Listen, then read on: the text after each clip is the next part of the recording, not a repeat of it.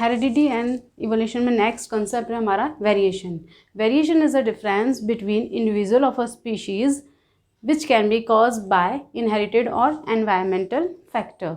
Variation एक ही species के जो मेंबर्स होते हैं उनके बीच जो वेरिएशन मिलता है, जो डिफरेंसेस मिलते हैं, उन्हें हम क्या कहते हैं, वेरिएशन कहते हैं. एक ही स्पीशीज़ के इंडिविजुअल के बीच जो डिफरेंसेस मिलते हैं वो कहलाते हैं हमारे वेरिएशन. जैसे कि एक ही पेरेंट के जो ऑफस्प्रिंग होते हैं या सिबलिंग्स जो होते हैं, भाई बहन जो होते हैं, वो आपस में एक जैसे नहीं दिखाई देते कि हम सब में सबकी शक्ल एक जैसी नहीं होती, डिफरेंसेस होते हैं. That is also variation.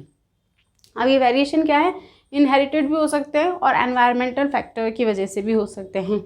जैसे कि हम सेक्सुअल रिप्रोडक्शन की बात करेंगे तो सेक्सुअल रिप्रोडक्शन में क्या होता है, मेल से एक कुछ करेक्टर आते हैं, फीमेल से कुछ करेक्टर आता है. 50% मेल पेरेंट से करेक्टर आते हैं, 50% फीमेल से करेक्टर आते हैं और ऑफस्प्रिंग डेवलप होती है. ठीक है.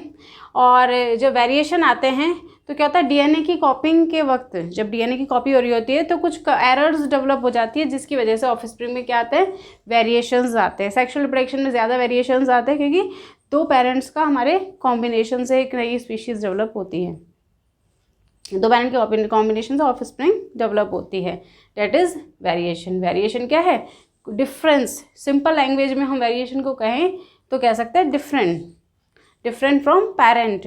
That is called variation. कोई भी कैरेक्टर में वेरिएशंस आ सकते हैं और ये एनवायरमेंटल फैक्टर और इनहेरिटेड होते हैं. नेक्स्ट है हमारा कंसेप्ट इवोल्यूशन.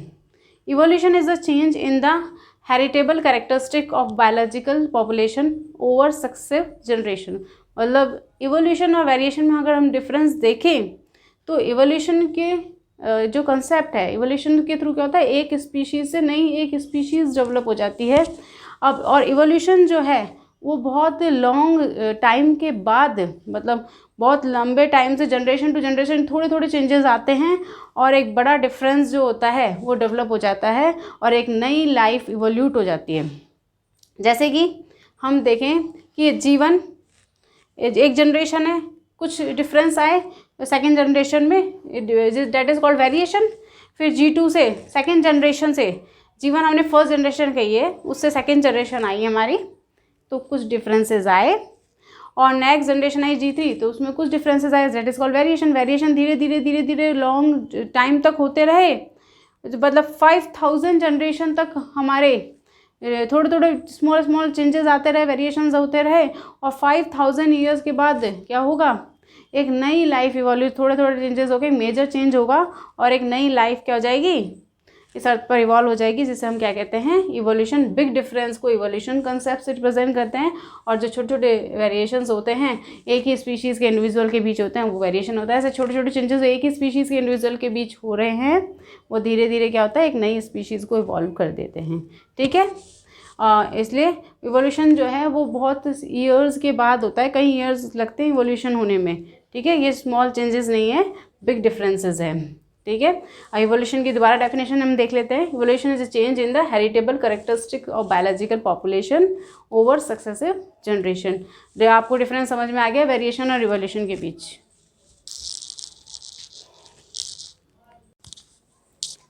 नेक्स्ट टर्म है हमारे स्पीशिएशन. इवोल्यूशन में नेक्स्ट टर्म है हमारे स्पीशिएशन.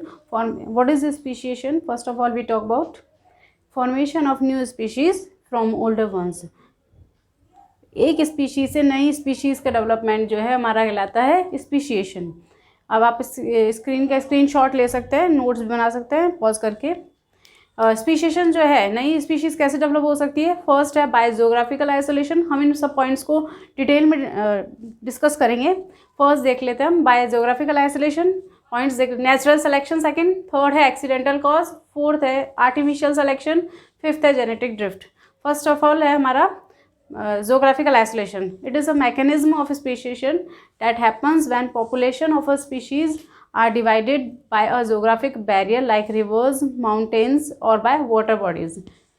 Geographical isolation क्या है? जब एक ही species के members जो हैं किन्हीं reasons की वजह से geographical barrier जैसे कि rivers, mountains और water bodies की वजह से 2 में सब divided हो जाए.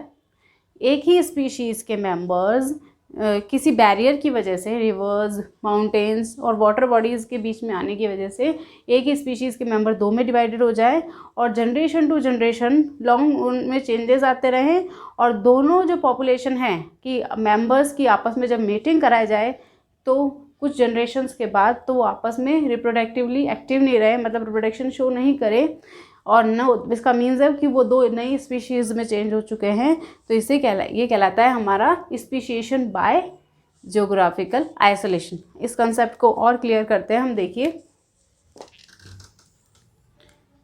जैसे कि ये एक लॉन्ग फॉरेस्ट है, लॉन्ग एंड डेंस फॉरेस्ट है एक, यहाँ पर बहुत सारे ट्रीज़ है डिफरेंट टाइप के, नीम, बैनियन, बहुत सारे ट्रीज़ हैं।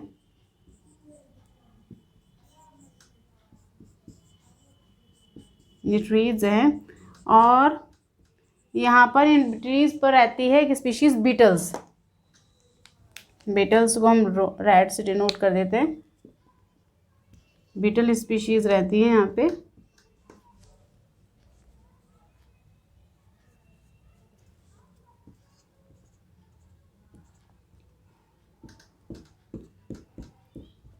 बीटल्स की स्पीशीज़ रहती हैं और किन्हीं रीजंस की वजह से इस फॉरेस्ट के बीच में से रिवर पास हो जाती है।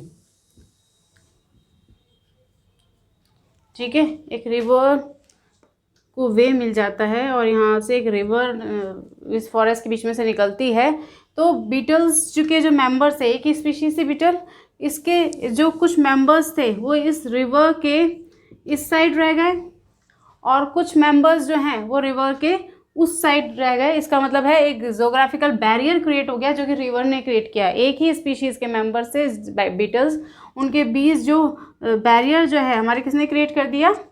रिवर ने क्रिएट कर दिया। अब जनरेशन्स टू जनरेशन, अब इनको ये एनवायरनमेंट मिला इन बीटल्स को, तो ये इस एनवायरनमेंट में रही और उन बीटल्स को क्या है, वो एनवायरनमेंट कंडीशंस मिली, वहाँ पर जो भी क्लाइमेटिक कंडीशन चेंज होते रहे वो अपने आप को अडेप्ट करती गई और उसके अकॉर्डिंग चेंज होती गई।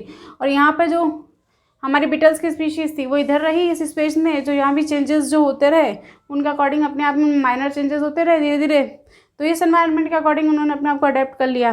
तो क्या हुआ, जैसे जैसे जनरेशन G1 से G2, G2 से G3 और कम से कम हमारे 5000 जनरेशन के बाद हमने देखा कि जब इस बीटल स्पीशीज़ और इस बीटल स्पीशीज़ को पास में लाया गया और जब क्रॉस करवाने की कोशिश की गई तो दोनों का आपस में क्रॉस से फर्टाइल ऑफस्प्रिंग डेवलप नहीं हुई। मतलब ये दोनों जो है दो नई स्पीशीज़ में डेवलप हो गए।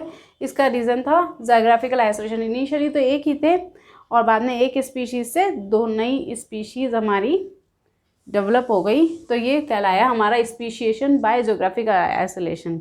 मीन्स एक स्पीशीज़ से नई स्पीशीज़ का बनना बाय जियोग्राफिकल आइसोलेशन। आपको समझ में आ गया? एक डेंस फॉरेस्ट था, यहाँ पर बीटल्स की कुछ स्पीशीज़ रहती थी, ठीक है, और क्या हुआ, बीच में किसी वजह से एक बैरियर क्रिएट हो गया, रिवर, और कुछ बीटल्स के मेंबर इस साइड रह गए, कुछ इस साइड रह गए और उनमें उस एनवायरनमेंट के अकॉर्डिंग चेंजेस हुए और फिर ये जनरेशन टू जनरेशन में चेंजेस हुए माइनर, और कुछ टाइम बाद कुछ जनरेशन का जब इसमें आपस में क्रॉस किया गया तो उनमें क्रॉस नहीं हुआ क्योंकि दो नई नई क्या ये स्पीशीज़ में चेंज हो गई थी और दो नई स्पीशीज़ एक स्पीशीज़ से बन गई बाय जियोग्राफिकल आइसोलेशन।